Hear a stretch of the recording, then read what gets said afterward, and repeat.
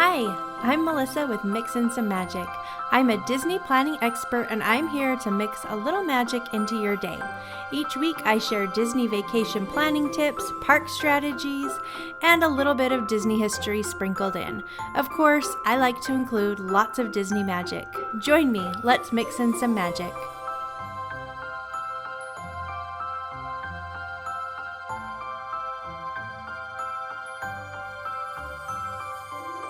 Hello and welcome. I'm so happy that you're here. Thanks for spending a little bit of your day with me today. I'm excited to be here. I'm excited to be talking about some different things you can do if you have a rest day at Disneyland or if you have extra time on your arrival day or your departure day. Things that you can do that are not going in to the Disney parks. I spent an entire day doing things right around the Disneyland Resort area that I had never done before. And I'm excited to tell you about all of them because I did some really fun things. And the last thing was by far my favorite. It was so different and unique, and I'm excited to tell you all about it. But before we can get into that, we have to talk about Disneyland and the likelihood that they are going to be raising ticket prices in the very near future. Now, last year they raised ticket prices on October 11th. This year it will likely be the same. My guess, if I had to guess, it would be October 10th. I'm thinking next Thursday, October 10th, we're going to wake up and ticket prices are going to be higher. This happens every single year. I know I've mentioned it on here before. Every single year, people lose their minds and they can't believe this is happening. They can't believe Disney would do this to us. Walt must be rolling over in his grave, and on and on and on and on. So let's not act surprised though, because it happens every year. It's happening. It's what I'm telling you.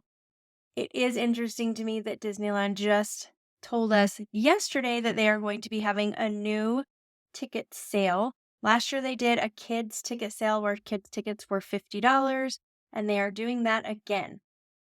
So beginning October 22nd, then kids ages 3 to 9 can get Disneyland Resort theme park tickets for as low as $50 per person per day, which is a really great price. If you have kids ages 3 to 9, you're going to save a lot of money using this deal. You can choose from 1, 2, or 3-day park tickets with or without park hoppers, with or without Lightning Lane multi-pass. You get to choose those things. You have to travel between January 7th and March 20th, 2025. There's no blockout dates, but you do have to have theme park reservations, obviously. So this ticket sale begins October 22nd, which tells me that Disneyland is going to raise their ticket prices before that happens, because they're not going to keep their lower prices and then do a sale. They got to get their price increase in before the sale begins. So we can expect the sale next week, is my guess. I have a way, though, that you can get the old 2024 ticket prices and still get in on the kids' ticket sale that is going to begin after the price increase happens. So if you are visiting Disneyland anytime between now and the end of 2025, you can save money by booking your vacation now. I want you to book through Getaway Today because they are the very best. And one of the things that makes them the very best is that you are never penalized for booking early. So if a better deal comes out, they're going to make sure you get the money back. They'll refund you the difference. They have layaway plans. They have great customer service. They're a small family-owned company. They're a great place to book your tickets through because you're always going to save money. Plus, they have amazing deals on hotels. They partner with hotels all around the Disneyland Resort area. And these hotels love Getaway Today, and they give them their very best rooms and their very best rates. So you're always going to save money booking through them. Of course, you want to save money on your vacation, so I'm going to tell you how you can get both the deals. You can get the old ticket prices, and then you can get the new kids' sale price if you are visiting between January 7th and March 20th. So what you're going to do is right now, before ticket prices go up, I want you to book your adult park tickets.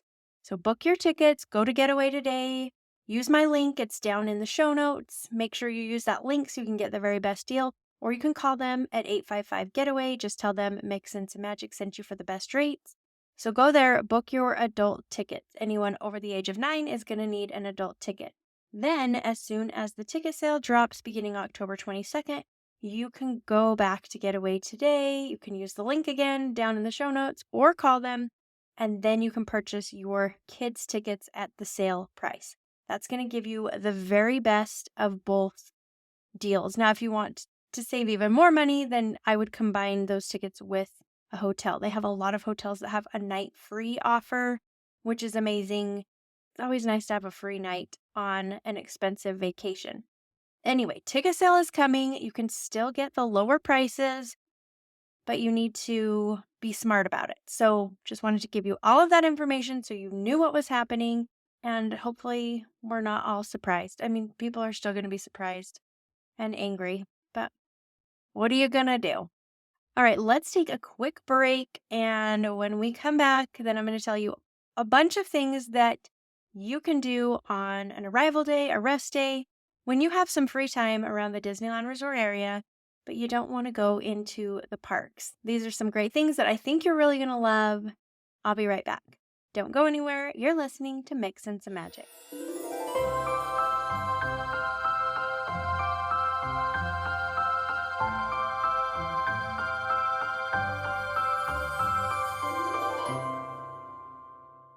Before we dive into today's episode, I wanted to give a shout out to our amazing sponsor, Audible. I am now an Audible affiliate and I am so excited about it. I've been using Audible for years and I am really happy to have this chance to team up with a brand that I have loved and used for quite some time. If you love the magic of storytelling but find it hard to make time for reading, Audible is your perfect solution. With Audible, you can listen to a huge selection of audiobooks, podcasts, and more, all from the convenience of your favorite device. Whether you're into thrilling mysteries, self-help, or epic fantasy, Audible has something for everyone because they have thousands of titles available. As an Audible member, you can choose one title a month to keep from their entire catalog, including the latest bestsellers and new releases. But that's not all. Members also get full access to a growing selection of included audiobooks, Audible originals, and podcasts. You can download or stream included titles all you want. Most of our Disney Book Club selections are available on Audible, including this month's title. And here's the best part. I've teamed up with Audible to offer you an exclusive deal. By using my special link, you can get a free 30-day trial of Audible. That's right, 30 days of stories, knowledge, and entertainment absolutely free. If you love podcasts, and you must because you're here, I know you'll love Audible. Just visit www.audibletrial.com/mixandSomeMagic to start your free trial today. That's www.audibletrial.com/mixandSomeMagic. I'll also include a link for you in the show notes. It's a fantastic way to discover the joy of audiobooks and to support my podcast at the same time. Happy listening, and thanks to Audible for making today's episode possible. Ads are a pain in the butt. I really don't like them, but unfortunately, they are a necessary evil when you run a podcast. If you're listening to the ad and affiliate supported version of Mix and Some Magic, thank you. Your support helps keep Mix and Some Magic running. If you're listening to the ad-free version on Patreon, thank you as well. Your monthly support is so appreciated and helps me with equipment costs, editing software, research materials for the show, and more. If you're interested in becoming a Patreon supporter, I'll put a link in the show notes. There's several membership options with the lowest being $5 a month. All Patreon supporters are invited to attend our monthly Disney Book Club as well. So come and join us. All right, that's enough of that. Let's get back to the episode.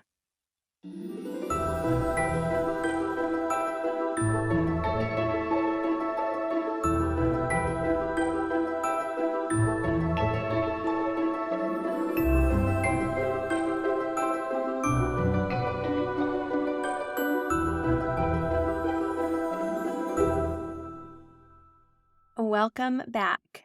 I was at Disneyland just a couple weeks ago with my husband because he had a Spartan race. He does these obstacle course races, and they were holding a race over in Angel Stadium, which is, I mean, really close to the Disneyland Resort, maybe 10 minutes away. And so he was going to be running this race. And I said, how perfect. I'll come with you. We'll go to Disneyland and we'll do like a two little mini vacations. We did, I guess he probably wouldn't consider running a Spartan race a vacation. A getaway, let's call it that. We did a little mini getaway where he ran his race and we went to Disneyland, but we had a whole day where we didn't have anything to do. We weren't going into the parks. Well, he was running his race in the morning, but he was going to be done by like 8:30 a.m. And I wanted to do a bunch of things in the Disneyland area that we had never done before. And so that's what we did. And most of the things we'd done, actually all of them, except for one of the places we went to eat, I had never heard of before ever. And we were able to walk from our hotel right by Disneyland to many of these activities. And it was just kind of blew my mind a little bit that there were so many things to do right around the Disneyland Resort area that I'd never even heard of. So I'm excited to share all of these things with you to give you some ideas of different things that might be great for your family because taking a rest day is really beneficial, makes a big difference. If you can sleep in and kind of have a slow day where you're not waiting in lines or you're out of the heat and you can just take the day at a slower pace, it makes you feel like you've had more of a vacation than if you're rushing for 3, 4, or 5 days at the Disneyland park. So I definitely recommend including a rest day if you're able to. And let's talk about some of the things that you can do on your rest day. So my husband finished his race. He did great. That was over at Angels Stadium. That's a thing that we didn't do was go hit an Angels game. But if there happens to be an Angels game when you are on your trip, you might want to consider taking your family and going to an Angels game. I've done that a couple of times and it's really fun. We kicked off our day with breakfast at this place called the Brewberry Cafe. Now, it is right near Disneyland. You can walk to it. It would probably take you maybe 7 minutes from Disneyland, but it was the cutest little cafe, and they had tons of different delicious breakfast options.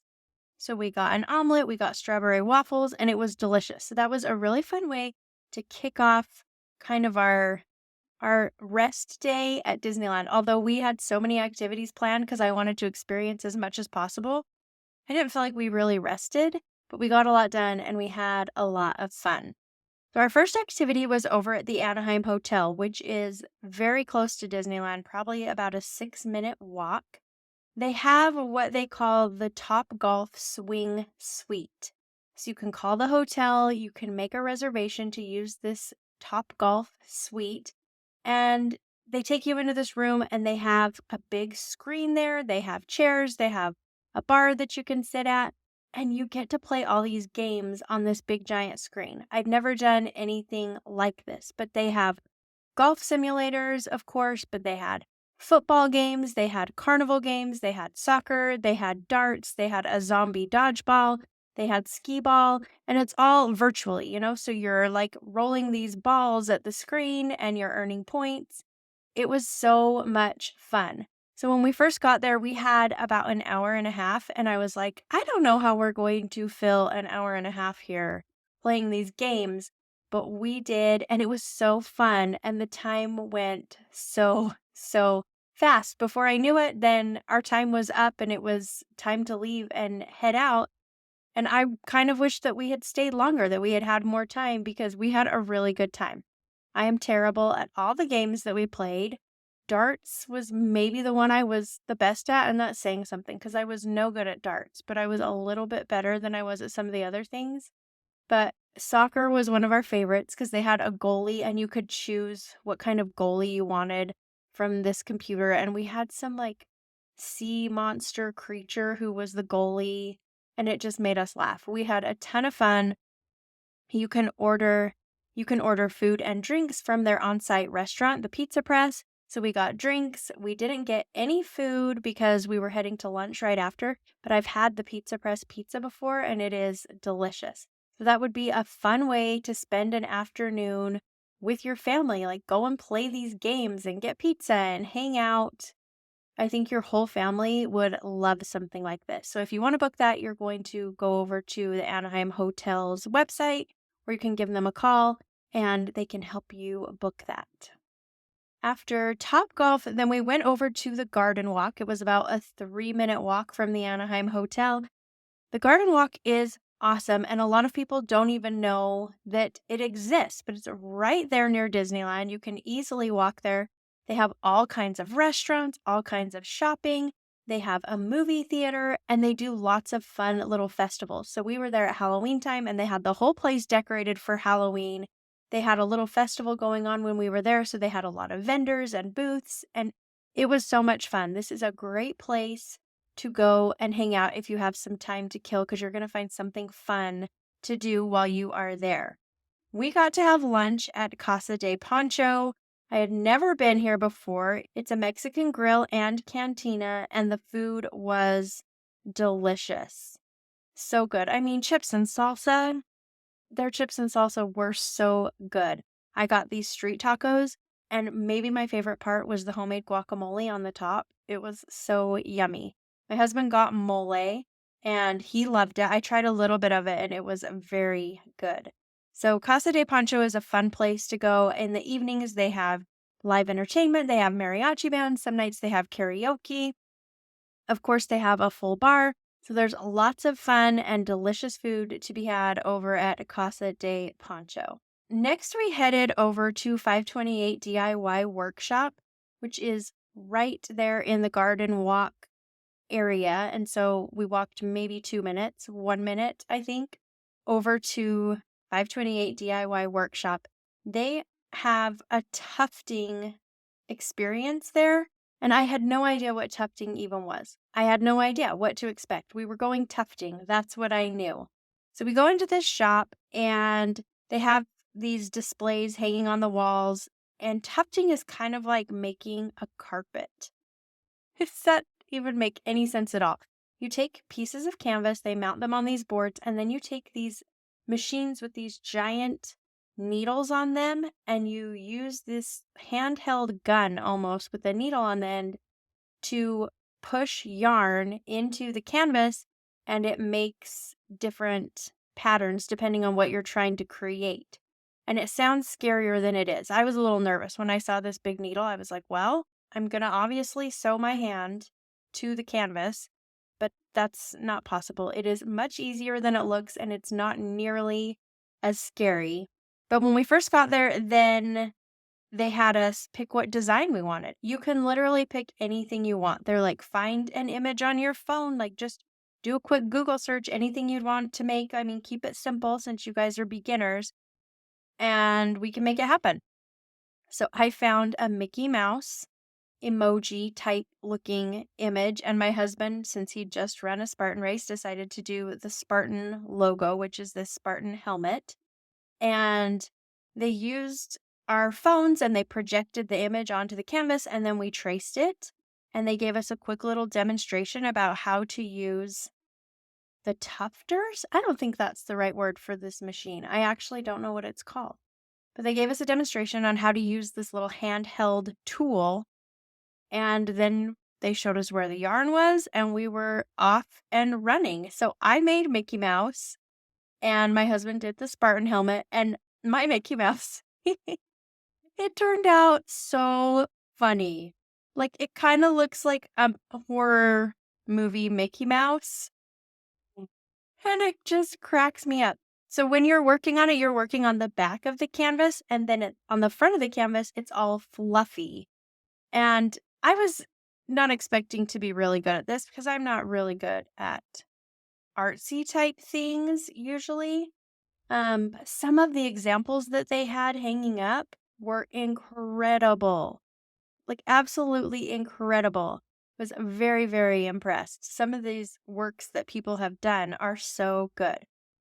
So anyway, I did Mickey Mouse. It turned out pretty terrible. Part of my problem is that I am not a perfectionist, and so I just kind of like go for it, and sometimes it doesn't always work out. We had so much fun though. I absolutely loved it, and the whole time I was there, I was like, "Oh my gosh, my teenagers would think this was so fun."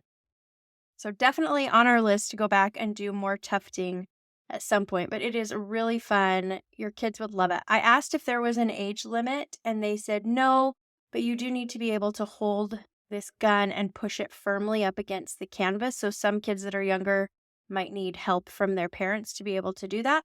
So keep that in mind. This isn't like a toddler activity, but if you have kids that are maybe 9, 10, and up, this is something that they would really love, especially because they can create anything they want. It was lots of fun. Next, we headed over to the packing house, which is one of my favorite places in Anaheim.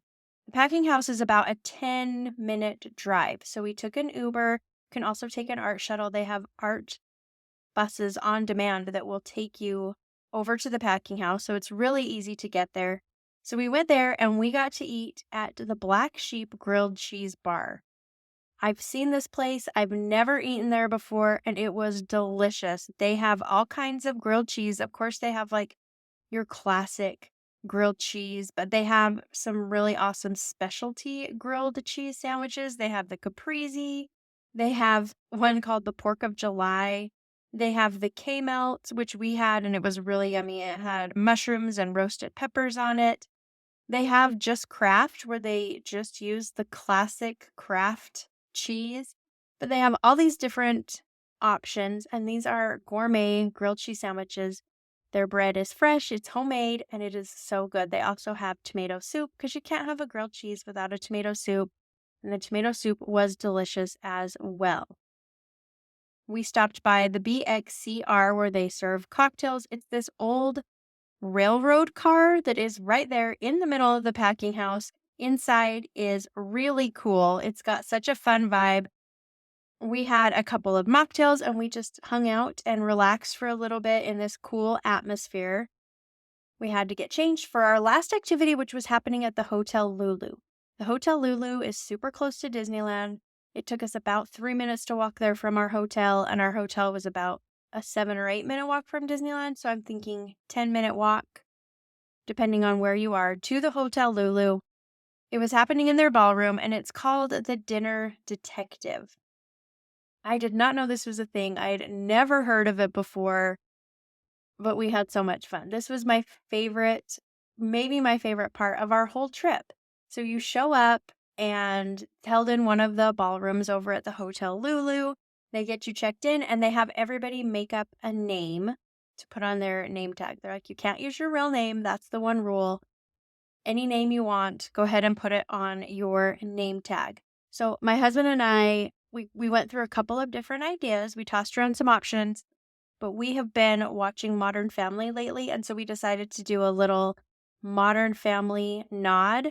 And so he was Clive Bixby and I was Juliana. I can't even explain it to you if you don't watch Modern Family, but if you watch Modern Family, then you'll know why we chose those names. So we picked our names and they told us what table we were sitting at. And we went into this ballroom, we found our seat. There's all kinds of different people there. We were chatting with the people at our table. They had salad out on the table and they had bread and they had some little appetizers that were really yummy. They have an open bar if you're interested in that. And we all just kind of ate for about 15, 20 minutes. And then they came out and they kind of started the show. So it is an interactive murder mystery that is happening right there in front of you while you're eating dinner.